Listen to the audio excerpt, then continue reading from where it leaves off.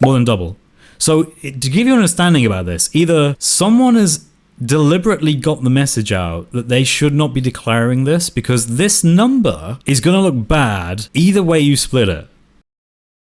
Welcome back, ladies and gentlemen. In this video, we're going to be looking at another grooming gang report. It is 2025 and we still have grooming gang reports coming out because no matter how many we make, nothing seems to change and nothing seems to happen. So we just keep making more and more reports until hopefully someone does something.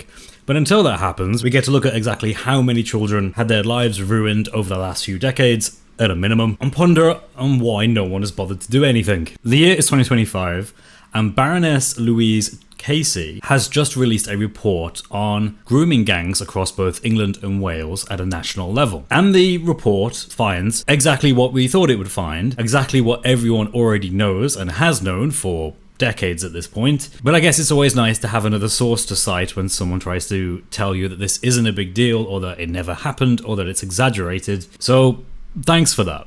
But what often happens is people miss the bigger picture. When we look at grooming gangs, we tend to focus so much on this absolute tragedy and forget exactly how we ended up here in the first place and exactly what has been happening and how do we stop that to ensure that things like the grooming gangs become unthinkable, not just because of how horrific and evil they are, but because no one would surely do such a thing, because no one would ever want there to be such a thing. But the reality is that we now have sufficient amounts of groups in the UK, particularly England, that actually don't agree with that.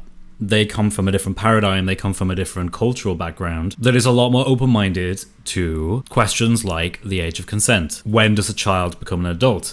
For us in the UK, it is at a minimum, and I still don't like the fact that it is just a minimum, but it is when they become 16. I don't think it should be 16, I think it should be a lot higher than 16, because I don't think in modernity people are fully matured to be considered adults at the age of 16, but that's another topic. But we aren't just an island of one culture, or the English part of the island isn't just predominantly English, with that being the primary culture that we uphold and we revere, we respect, and we give our time and effort to. Rather, we are a state of many cultures, and within this state that is England, we have adopted an idea called multiculturalism. I should have like a rainbow.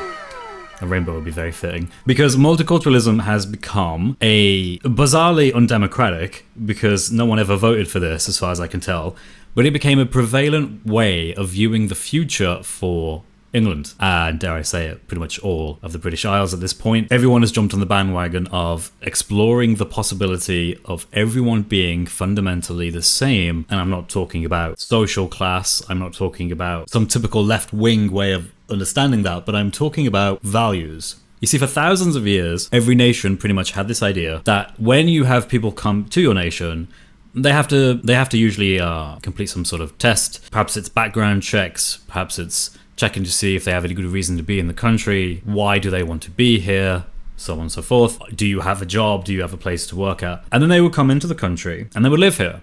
And that'd be great. They would find a home, they would pay for that home, they would work in the country, and they would then adopt into the local communities.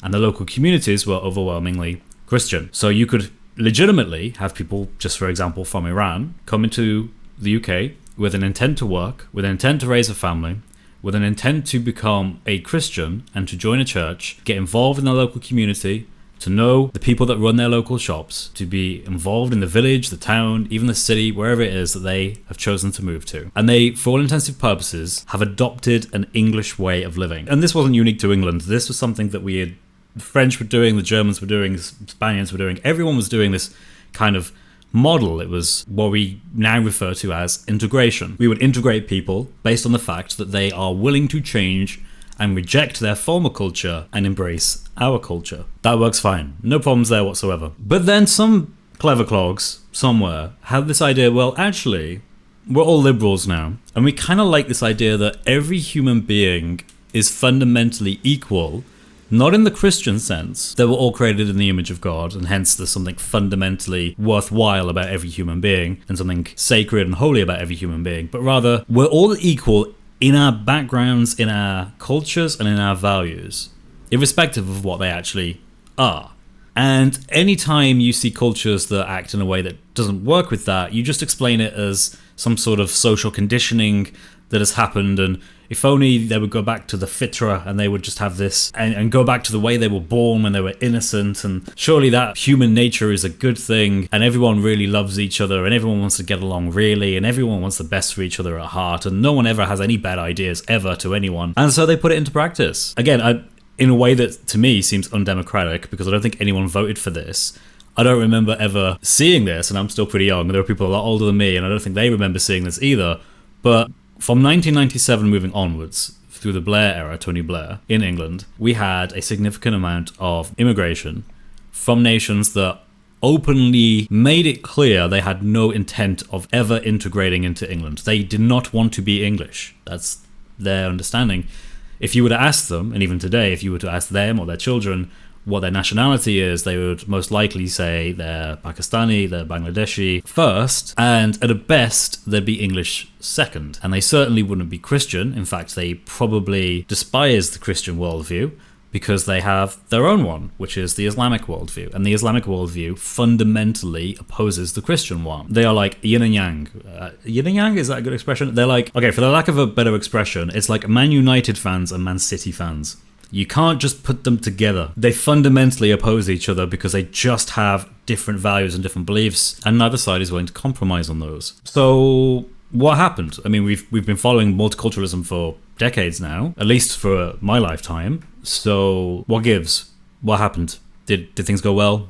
No. Now, this is the interesting thing. I want to make this clear. I spent most of my life in a place that was very homogenous, where most people were of my community. They spoke with the same accent as me. I know I don't really have an accent as much, but let's pretend that I still had my parents' accent. And everyone around spoke the same, had the same words for things, had the same mindset, had the same understanding of right and wrong, with very little variation. It was a homogenous community. And then when I got older and I started to look for work, I ended up living in East London for many years. And when I was in East London, I realized that there are different communities other than my own. And these communities had no desire to be considered English in any sense. In fact, I'm not going to give exactly where I was, but there was a little village in East London, and it had like a little market town, like a little market that was there, and it was lovely. Like, in all honesty, it's lovely today, but only because you look at it and you realize what it would have been back in its prime, and you can tell what it would have been, and it would have been amazing. But now, it's segregated. Now, this East London little village that had this market surrounded by shops is just a home of segregation between two groups. Those two groups are visibly, identifiably Muslim from a wide range of cultures, and they're wearing the niqab or the hijab or the burqa, and there are men wearing traditional male dress. You have all those in the market, they make up the majority, and they're doing their thing. You then on the other side have, and you ready for this? You have everyone else. And I mean everyone else, because London is fairly multicultural, right? You have people from all sorts of places, and everyone else is visibly identifiable because they're the only people that are not dressed like that. They're the only people. So you end up with, and I still can't believe it. I mean, I don't live in East London anymore, so it's fine for me to say this, but you had a traditional pie and mash shop, right? And it was still operating for after however many decades. And it was lovely. I absolutely love the place. And you go in there and it's all of the other community, and then you step outside of it and it's as if you've just stepped into another world of segregation where you can see the Islamic side completely dominating the market in terms of their presence. They're the most prolific people there, and everyone else is just standing around like they're just on the outside, just looking in, and they're too afraid to engage with them because they know fundamentally that this group doesn't want to be engaged with, and this group has made it clear they don't want to engage with anyone else. They don't talk to anyone. A lot of people there at the market were women, and you couldn't see their face, so having conversations with them was difficult anyway. But they were happy with that because they were there to do their thing. Why would they want to talk with some random other groups that aren't part of their Islamic paradigm? And you just saw these people just staring on the outside. And the thing is, it wasn't a race thing, it wasn't an ethnicity thing, because everyone in this other group was everybody. Black, white, it doesn't matter what color or what background or what nationality or what culture. It was quite simply everyone else, because they couldn't see how to relate to this dominant majority group, and there was no way of doing it. They just had to operate on the outside, on the outskirts. This to me taught me something, and that was that if you do not prioritize an English culture a primary culture to which you give privileges and rights to, in contrast to other cultures which you don't, you will simply get a state of which you will have multiple different groups of different cultures that simply do not want to become English. They want to retain their identity as being from another part of the world, and they won't give that up. And they'll bring their culture and their traditions and their beliefs and their worldviews with them. And that's where we get to the grooming gangs. If you have refused to integrate into an English culture, you have no desire to do this, and your family hasn't been doing this, your parents didn't do it, or maybe you are an immigrant yourself and you don't have any desire to do it, you have now formed two groups. You know, like I was saying before, the Islamic group and the other group, which is everyone else. Well, we call that in-group and out-group, and we have psychological terms to describe this, where you perceive your own group as the in-group. They are your people, your friends, your family, so on and so forth, your community. And then you have the out-group, which in this case is everyone else. And you naturally incline to negative views of that out-group, especially if that out-group fundamentally opposes your very values and beliefs, which the English traditions do. For example, I think a woman can show her hair in public. Many of this Islamic group will not believe that and will fundamentally oppose that. So even on just a cursory level, we already hit roadblocks because we can't even get past that. How can I have a conversation with a woman about reaching out to her about her culture and invite her to become English if I can't even see the woman to begin with? So you now have in-groups, out-groups. That's going to create tension in and of itself. That's a bit of a problem. Okay, but when you combine that with the difference in values, it amplifies it by an incredibly large margin. I gave the example of a woman having to wear the hijab in public or not, but there's more difficult things that we have to talk about, like the fact that, remember how I said before, in England, we understand the minimum age for sexual activity is 16. It should be higher, but at the moment it's 16. Muslims don't fundamentally agree with this principle because it's based on a non-Sharia understanding of how we ought to be governed. The Islamic paradigm does not accept a democratic system. It fundamentally thinks a democratic system is against God. And this is something you really need to think about if you haven't thought of the religious undertones and the building blocks that have got us to this grooming gang scenario. Fundamentally, as Christians, or as people from a Christian tradition that may have fallen out of Christianity, we would accept something like democracies are acceptable forms of government because we can do so in a way that honors God. Again, some form of this, like an active belief or a subconscious belief or just something that people have in the back of their heads, whatever it might be, but there's some general idea that, yeah, democracies are fine to the universe, to the ethos. But then there's another group that says, no, they're fundamentally evil. So first of all, you're now a part of a group that advocates for it, so well done, you've just done evil acts according to this Islamic group. Not only that, but you actively oppose the good thing, which is the Sharia, the Islamic law that is from Allah directly. And third of all, because you embrace this evil demonic democracy idea and the idea that people should probably only have sex once they're fully matured, you've become decadent. You have become immoral. Your society, England, Wales, Scotland, Ireland, you've all become immoral. Your children act in a way that is depraved, or from their paradigm, your women have acted in a way that is depraved, and therefore you are less of a person because of it. Remember, in the Christian paradigm, everyone is created in the image of God, so there is a fundamental upbringing of everybody, whether we like it or not, because that person was made in the image of God and has some kind of intrinsic value objectively that is beyond questioning. This is the basis for Western law, the idea that murder is fundamentally wrong and immoral, and that you can't make a case that, well, this person was less of a person, therefore perhaps the murder was justified, or the slavery was justified, or the sexual assault was justified. You go on and on. But from their paradigm, it actually is more similar to the pagan understandings where we used to think of people based on their social status, their outcomes, their abilities. For example, if you were a slave, you were just inherently less of a person than if you were a free man. If you were strong, you were more of a person than if you were weak. If you were able, more of a person than if you're disabled, and so on and so forth. But from their paradigm, because we're not created in the image of God, there's nothing to stop them from seeing things in that light. Again, that comes back to the grooming gangs. If you have seen that it is possible to interact with underage girls and convince them to do evil and horrific things by either getting them drunk, abusing them, coercing them, threatening them, whatever it might be, you have just justified your own position, which is that, well, she is a byproduct of this decadent culture, the English, Welsh, Scottish, Irish culture. Therefore, we can do this because she's not really much of a person anyway. And it upsets me to say this, but this is what you would justify from an Islamic paradigm rationally, although again, Not saying all Muslims do. Many Muslims, in fact, the majority of Muslims don't do this, thanks be to God. But there are some from this community that would see it this way purely because it's been set up and configured to allow this kind of thinking to happen in the first place. Now, you know me, I talk about Islam, I try and critique Islam. So I'm trying to push back on that front and show people that Islam is a false religion, so people ought to abandon it and embrace Christianity. But that's just one of the many problems I've identified here. Yes, Islam is a big contributor to this, but it isn't the only one. Quick story.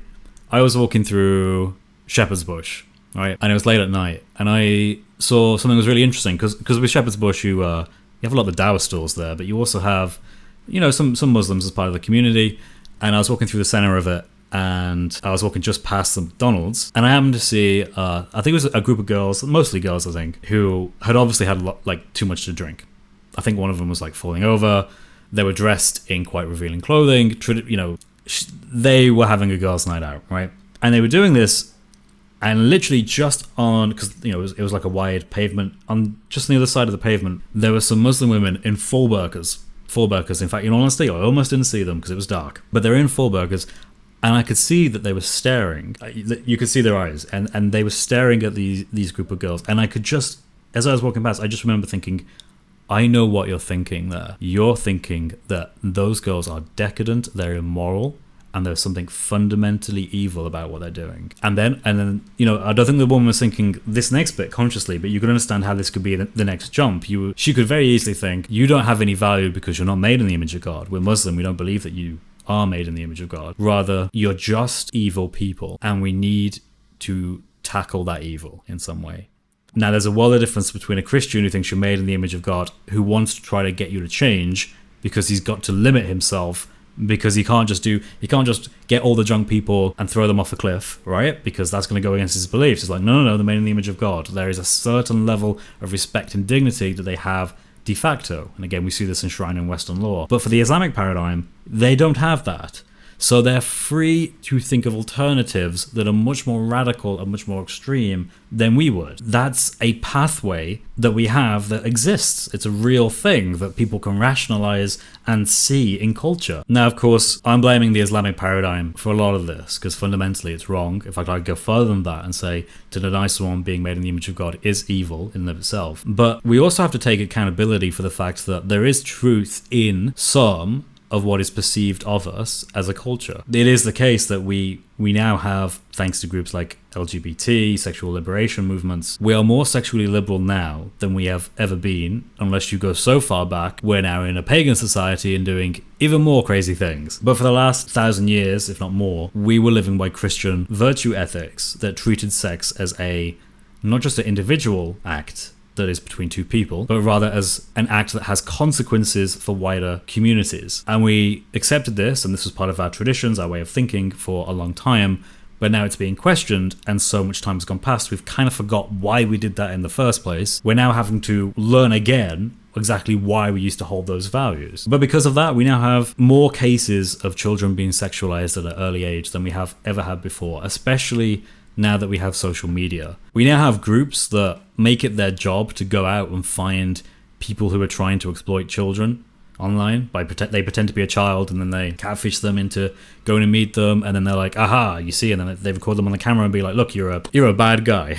To keep this YouTube friendly somewhat. And it's become that much of a thing because people are sick of it and they want to go out and actually solve it because it's that much of a problem. Well, how did we get there? How do we end up at the point where we have people turning a blind eye to sexualization of children? And of course, there's the obvious things, and no one really tolerates or turns a blind eye to the obvious things, but there's so many things that happen that are much more subtle that we have no issue with. And I think there is an element that we need to push back on that. One of the things that always confuses me as to why we do this as a society, because it's so self-destructive. We tell children when they're teenagers, some of them are even as young as 12, 13, that if they go out and they engage with sexual behavior with other children, that this is just a form of normal human behavior and this is something that's totally normal. And I think that's absolutely disgusting. In fact, I think this has become, actually almost even, dare I say it, the dominant view of most parents in the UK, or at least in England, where because sex is such a normalized thing, and we've had the sexual liberation movement, we see it as much more, hey, we're much more relaxed about sex and who has sex and why, that we've basically just let that view trickle to our children. In fact, it's kind of weird. Those same parents would have a problem with their child having sex with an adult, but they wouldn't have a problem with the child having sex with another minor, because they just see it as some sort of, oh, you know, boys will be boys, like this is just, you know, teenagers being teenagers, what are you going to do? And it's like, well, hang on a sec. The teenager isn't going to see it the way you're seeing it, because you're seeing it as them just behaving in, you know, very experimental, and they're doing things with someone who isn't trying to hurt them. So it's just two people who like each other who aren't trying to hurt each other. You're seeing it in that perspective. That's not how a child would perceive this. A child would perceive what you're basically doing here is you're saying it's actually okay for a child as young as 12, 13, or whatever age to have sex. That's actually fundamentally okay, as long as the person she does it with, or he does it with, whoever, is a good person. Do you understand how messed up of a message that is to a child? Because you've basically said the act itself is fine, even at your age, as a child, it's fine, just as long as you do it with good intentions and the person you do it with has good intentions. Well, if you give that message to a child, what do you think a groomer who's part of a grooming gang is going to do? They're going to take full advantage of this, because they're going to realize, hang on a second, these girls have no issue with having sex with boys their age. We're going to just do the same thing. We're going to go up to them and we're going to tell them we love them, we're going to romance them, buy them things, so we can groom them into doing this horrendous act. One of the things I think would help change this and give at least these girls some kind of defense is if they fundamentally didn't believe that sex was just a normal part of a child's life. I think that's a horrendous and in all honesty disgusting belief to give to a child. You think a child's having sex, you absolutely make it clear to that child that's not acceptable, and there will be severe consequences for them doing that, so that child knows sex is not something they should be doing. End of. Because as soon as you open that gate a little bit, you've opened that gate to everyone. You might be thinking, oh, it's just some guy who's the same age as her and they both like each other and have been dating. No. It could be someone who's 30 years old, isn't from her cultural background, has a lot of male friends who are all in on it, and who's going to ply her with drugs and ultimately sexually assault her. So there is a sense of accountability from the liberal aspect. The liberal worldview has failed here. Sexual normalization has ultimately transferred from adults to kids in some ways, and no one has ever pushed back on this, because to push back on this is to low-key, I think, kind of admit that sexual normalization is wrong. Maybe we actually do need standards, and maybe we do need to think of sex as not just being between two people anymore. It's actually something that affects communities. And I mean, it isn't hard to understand this. You can actually rationalize it. If everyone decided not to have sex in a community, what would happen? Well, there'd be no children, and eventually we'd all die.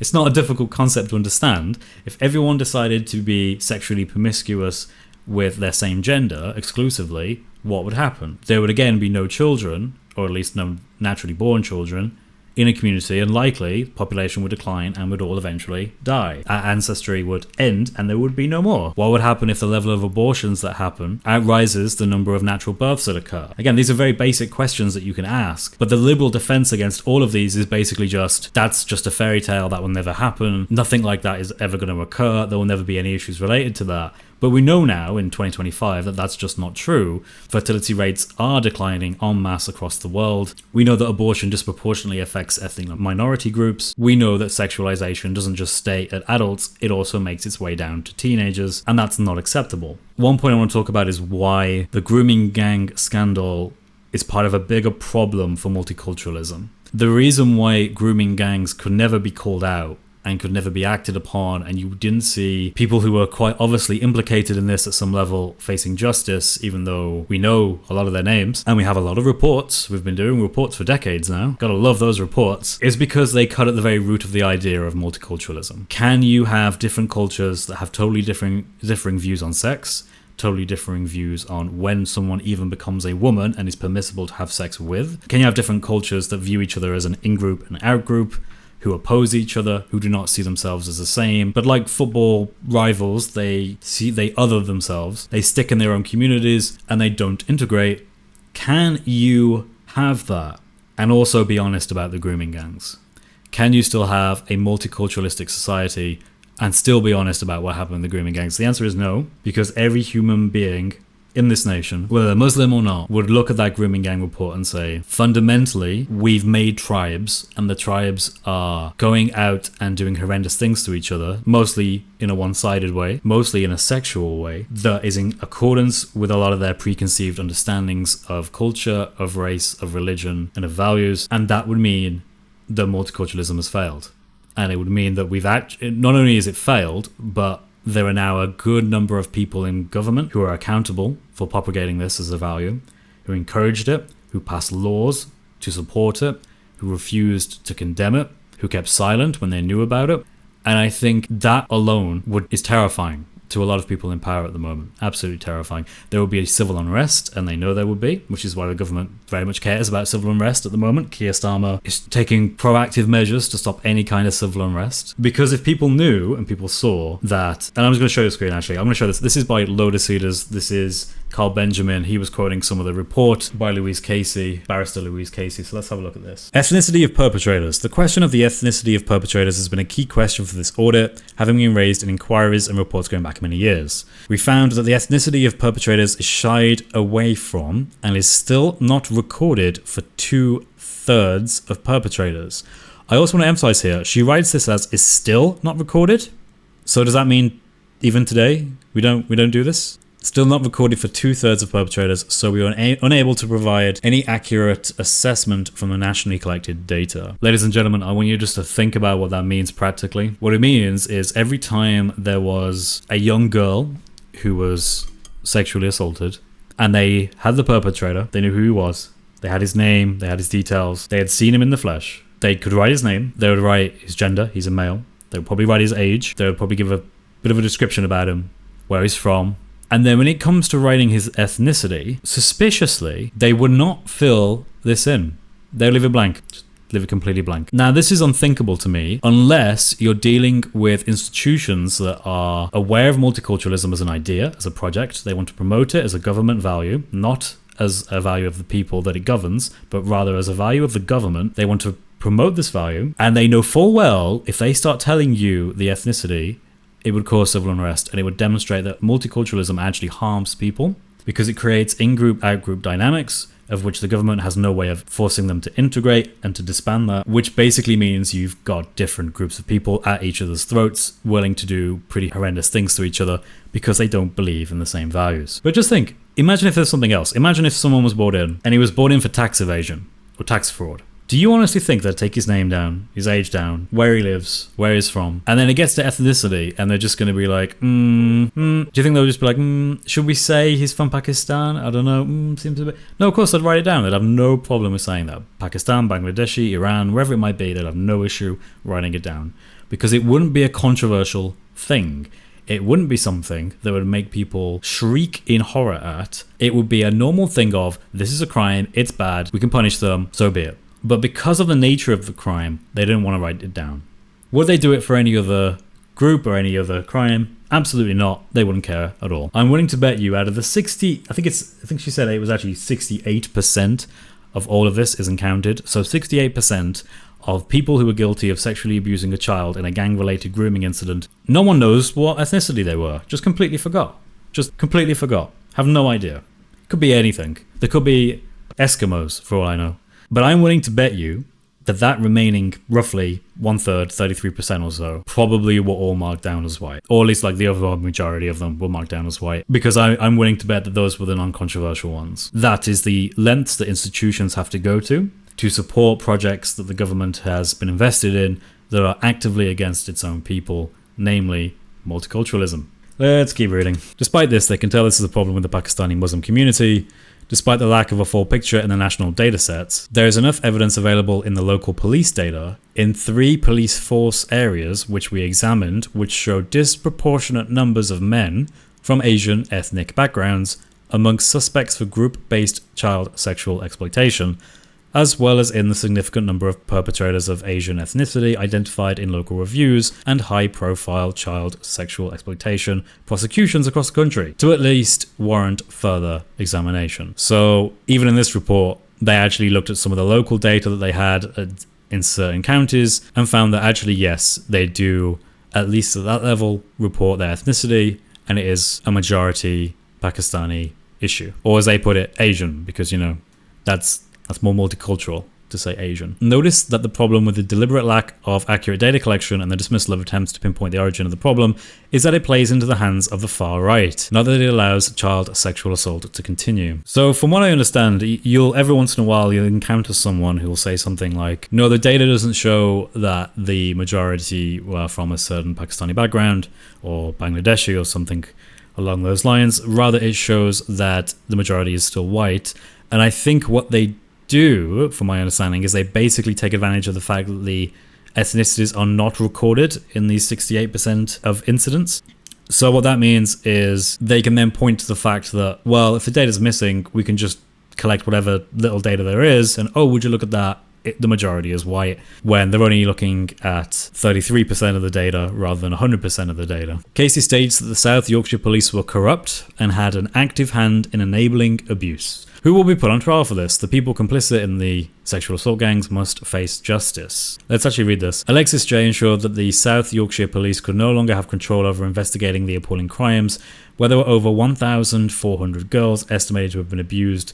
They had been incompetent at best, sometimes turning a blind eye, but often actively enabling abuse, and corrupt at worst. And then we get to here. Despite a consistent trend of attempting to paint all communities as being just as liable to produce child rape gangs, one report in 2012 found that evidence submissions were only complete in 3% of cases, and 68% contained no data at all on the perpetrators. Yeah, and Carl sums it up well here. It's almost like they didn't collect the data on purpose. The ethnicity of the victims was only recorded in 35% of cases, and of those, 87% white British. So yeah, they overwhelmingly recorded any issues from predominantly British, most likely English, criminals that did child sexual assault. They were recorded, but the others were suspiciously missing in 68% of the reported cases. Published reports based on national police data indicate that most victims of child sexual abuse and child sexual exploitation are white, despite there being more victims for whom ethnicity is not recorded than those for whom ethnicity is known, which means this conclusion cannot be reached on the basis of this data alone. Ethnicity in the VKPP report was only recorded for 35% of victims, with nearly 2/3 unknown. Despite that, the report shows that for the victims of CSAE with self-identified ethnicity, that in 2023, 87% of identified victims were white or white British. 4% were black. 4% are either black or black British. 4% is Asian or Asian British. 3% is Chinese. I thought Chinese would be included in Asian, but apparently Chinese has its own category. Or other ethnic group, and 3% is mixed. Oh wow, we actually have a table here with some data as well. That is horrendous. So look at this. So keep in mind, and this is where understanding per capita is really important here. People who are white British overwhelmingly make up the majority of this country. So for those of white ethnicity, this number should be overwhelmingly the most dominant number. Overwhelmingly. Simply by the fact that white British are the most dominant in the UK in terms of ethnicity as a population group. So they make up 28%, 1,884 cases. Asian make up 165, and that's kind of about right, as weird as that sounds, based on the fact that the way they're defining Asian, which is in this case going to include Pakistani, Bangladesh ethnicity, having a low number like that would make sense because they make up, I think currently, I'm going to guess it's at less than 5% of the whole population. So it makes sense it would be a small number. Oh, here we go, 2%. So that's probably in line with how many Pakistani, Bangladeshi people we have in the nation. Black is probably about the same. So all this actually looks correct and what you somewhat would think makes sense. But then you get to this category. Not declared. 4,404. So more than double the entirety of the dominant population. More than double. So to give you an understanding about this, either there are tons of white people that are just not saying they're white for some reason, which is weird, and I don't understand why that would be, or someone has deliberately got the message out that they should not be declaring this because this number is going to look bad either way you split it. I don't think there's any problem with declaring what ethnicity people are. People who are accused of sexual assault with children. I can't believe even for a second that that's just something people struggle to do. To mark down a checkbox on a piece of paper, on a form, is just too difficult for the police to handle nationwide, apparently. This obviously is deliberate. I mean, you can't even... What are you going to say about this? Like, So in the 4,000 different cases, we were just completely overwhelmed and just didn't understand how to tick a box. We could do everything else. We could do the name, the age, where they're from, record all the other details that we needed. When it came to ethnicity, we all just saw blank and just didn't declare it. We forgot to tick a box. In fact, I don't even think if you fail to tick a box. I think you actively have to tick the I'm choosing not to declare this box. So to give you an understanding of this, if even half of this number, so around approximately 2,000, were people from predominantly Pakistan or Bangladeshi backgrounds, that would immediately mean they've actually surpassed the dominant, in terms of demographics, ethnicity in England and Wales. They actually outperform them. What that would mean is, even if just half of these are in the Asian category and they're just being obscured by putting in the not declared category, that would mean that a group that makes, I don't know, somewhere between 2 and 5% of the nation now somehow has managed to become the dominant producer of child sexual assaults. So like, you've taken a group that is 2 to 5% and they now produce every other group. Amazing. This, ladies and gentlemen, is fundamentally why multiculturalism doesn't work, because we haven't opposed their values are still there, and these pathways that exist, because they haven't been shut down, they haven't been dealt with by integration or upholding the primary culture of a state, means that there are lots of bad people from these groups who can go around and do stuff like this because it fits in with their values and they have incentives to do so. But anyway, ladies and gentlemen, I wanted to make this video because when things like this come out and you read the reports, it's always somewhat heartbreaking that this was ever allowed to occur. And for all intensive purposes, I imagine it probably still is occurring, given that we've made it pretty clear at this point that multiculturalism is a bit like the NHS. It's the faith of the British. The British have two religions now, secular religions, the NHS and multiculturalism. These two mammoths, leviathans, you cannot question, because to do so is to commit open apostasy and you'll be shunned out of all existence but for doing this. But ladies and gentlemen, there's a better way.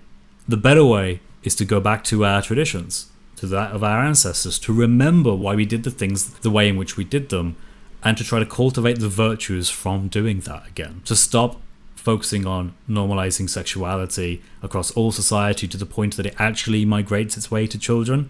Probably a bad thing, probably doesn't help. Maybe sex should be seen as something important and sacred, and perhaps that's a good thing for us to believe. Perhaps we should not allow for non-integrated groups into the British Isles. Maybe they do have to integrate because we're proud of our communities and our cultures and our traditions. We have ancestors that fought wars. We have ancestors that worked in difficult and challenging conditions with the hope that their future generations, which is us, would have something good to hold on to instead of selling it down the river because we believe in this multiculturalism project. We need to get back to Christian values and Christian ethics. And that's what I call you to. If you're not a Christian, then today's the day. You can email me at chris@speakerscorner if you have any questions about the faith. I'll do my best to answer. I've been super busy lately. I'm doing 50 things, but I will do my best to get back to you with a response. And ladies and gentlemen, I hope you all have a great day. God bless you all. Take care.